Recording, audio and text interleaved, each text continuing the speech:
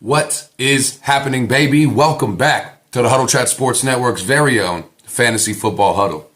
Presented, as always, by DanklyfeBrand and Let's Talk Sports, as well as Shank It Golf Brand. Right now, this next 2, 3, 4 weeks is going to be the most important for your push to be where you want to be, whether you're competing for the bye week, whether you're competing for the playoffs, or whether you're competing just to not be last place. Right now is going to be that important time. So we're going to give you all the players that you need to consider in your startums and situms this week. Of course, we don't go over the top 10, top 24 in some positions, those must-start players.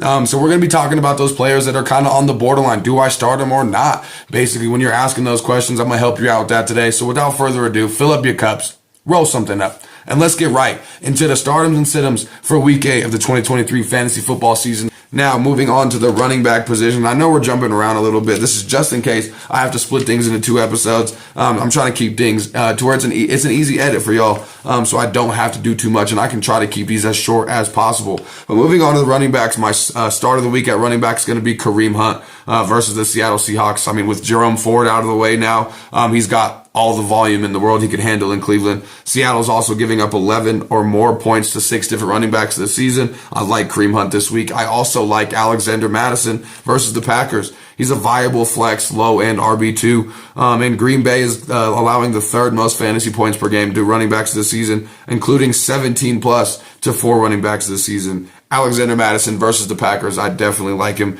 this week. Definitely think he's going to be putting up some good numbers. I mean, as much as I've talked smack about him, I do like Dameon Pierce versus the Carolina Panthers this week. The Panthers make him a viable starter this week. Their defense has been putrid against running backs, and they've allowed 15 points or more 6 times this season and 20 points or more 5 times this season. So definitely Dameon Pierce should be in your lineup. I also like Breece Hall against the Giants, Deontay Foreman against the Chargers, and Chuba Hubbard against the Houston Texans.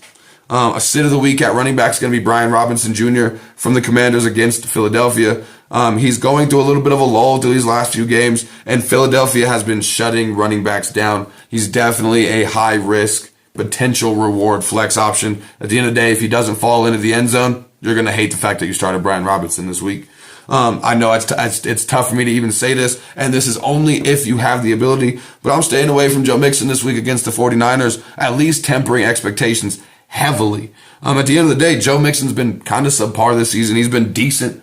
He hasn't been enough to make you want to drop him or trade him or get out from under him, but he hasn't been the running back value that you spent on him. Let's be honest with it, people. The run defense for the San Francisco 49ers is not impenetrable, but it is a tough run defense, a tough matchup. And you're looking at Joe Burrow and the Bengals passing offense trying to kind of set the ship right and show that they are kind of getting things back to normal. Things just aren't looking good for Joe Mixon this week. It's also not looking good for Darrell Henderson against the Cowboys. It's a pass-heavy offense and a potential negative game script and a tough matchup for Darrell Henderson at the end of the day.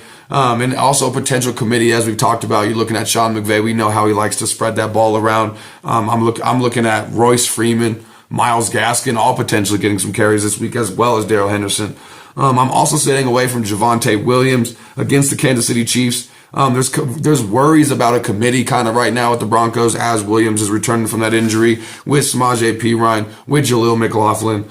Kansas City has been tough against running backs, and you're looking at a negative game script no matter how you slice it, unless the Kansas City Chiefs play absolutely terrible, and even then the Broncos will still pass like crazy. I don't like Javonte Williams this week. I'm also going to be staying away from Zach Moss against the Saints, A.J. Dillon against the Vikings, Tyler Algier versus the Titans, and Amari Demercado versus the Ravens. That's going to do it for the running backs. Moving on to the pass catchers, I like Christian Kirk a lot from the Jacksonville Jaguars this week against Pittsburgh. He's put up double digits in all but one game, and he's been consistent. Pittsburgh has allowed the 3rd most fantasy points per game to slot wide receivers. I think Christian Kirk is a great option this week. And also, if you have Calvin Ridley, you should be starting him at all intents and purposes this week.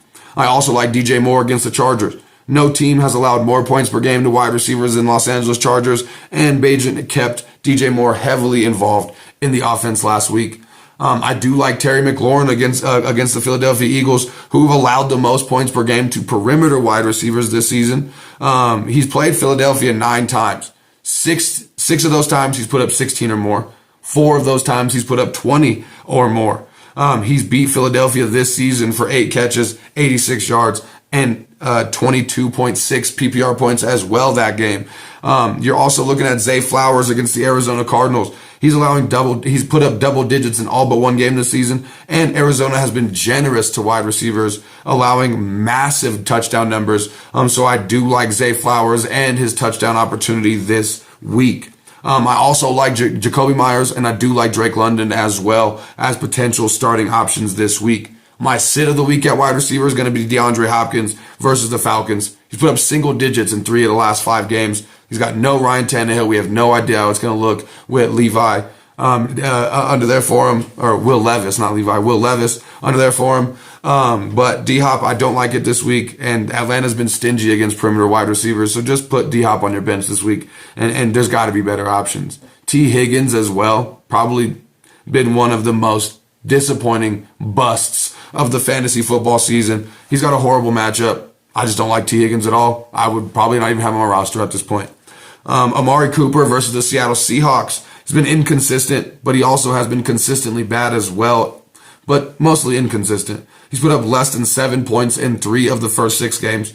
There's quarterback concerns. Whether Deshaun Watson plays or not is the least of his worries. Deshaun Watson playing well or not is going to be another big part of it. So I don't like Amari Cooper at all this week. And in that same game, I don't like Tyler Lockett against the Browns. Everything was set up for Tyler Lockett to have a good game last week. No DK Metcalf, a favorable matchup against the Arizona Cardinals, and he failed us. Especially if there's no DK Metcalf in the lineup and Tyler Lockett's getting that number 1 wide receiver coverage on the defensive side of the ball. I don't like it. It's not a favorable matchup for him this week. And when it was a favorable matchup, he failed us. So it's hard to trust him this week. So I'm staying away from Tyler Lockett. Jerry Jeudy, absolute dud this season. And he's got a bad matchup against Kansas City, so I'm sitting him. I'm also going to be sitting Gabe Davis against Tampa Bay, KJ Osborne against Green Bay, and Tutu Atwell against the Dallas Cowboys. Last but not least, for the first time, we're talking about some kickers, and we're running through it quick for you. Kickers I want to start this week. Brandon Aubrey from the Dallas Cowboys against the Rams. Blake Grupe from the New Orleans Saints against the Colts. Philadelphia Eagles Jake Elliott versus the Commanders. Jason Sanders from the Patriots against the Dolphins. And Young Ho Koo from the Falcons against Tennessee. If I can afford it, I'm sitting or potentially just dropping these kickers and picking up one of the ones that I named to you just now. Chris Boswell for Pittsburgh against the Jacksonville Jaguars. Jason Myers for Seattle versus Cleveland. Greg Joseph for Minnesota against Green Bay. Greg Zuerlein for the Jets versus the New York Giants. And Will Lutz for the Broncos versus Kansas City. Avoid those kickers if you can this week. Add a better option. And there has to be somebody on this episode that you can add to your roster and make your team better right now. That's going to do it for today's episode. Thank y'all so much for tuning in and continuing to stay loyal to the Huddle Chat Sports Networks. I love y'all so much. Keep your chins up and your attitude down. I'll see y'all next time, and have a good one, baby. Peace out.